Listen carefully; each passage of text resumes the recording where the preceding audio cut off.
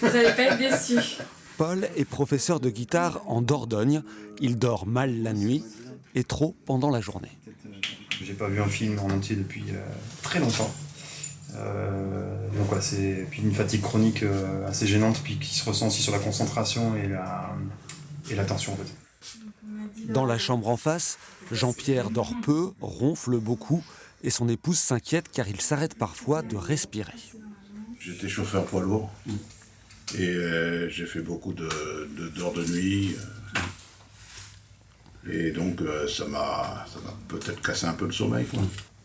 Cette nuit, ce sommeil sera surveillé de près.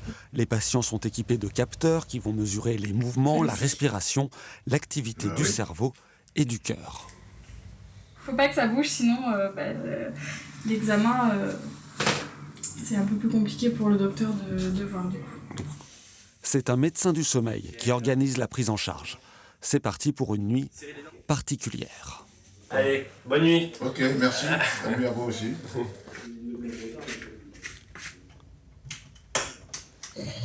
L'objectif est maintenant d'identifier le trouble du sommeil et de rechercher son origine. Le lendemain matin, les patients sont un peu fatigués, mais ils ne regrettent pas l'expérience. J'ai passé pas une bonne nuit, mais c'est pour ça que je suis là. Mais après, ça va, c'est bien installé, c'est assez lâche. J'ai eu quand même du mal à trouver le sommeil, hein, en fait. Bon, j'ai dormi un peu quand même, mais par étapes, quoi, par à coup. L'analyse des données va durer plusieurs heures, mais certains phénomènes semblent déjà évidents, comme ce tracé typique de l'apnée du sommeil. Normalement, on a une respiration sinusoïdale. Là, c'est plat. Donc, il y a une apnée. Et là, il y a les deux sangles, donc thoracique et abdominale, elles sont plates. Il respire pas. Il respire pas, en fait.